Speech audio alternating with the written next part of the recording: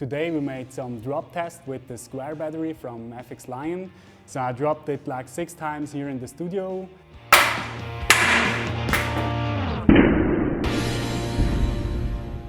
Then I dropped it 1 time out of the window and like 3 times down the stairs.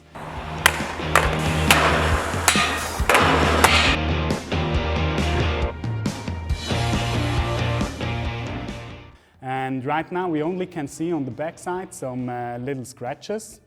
Otherwise the battery looks pretty good.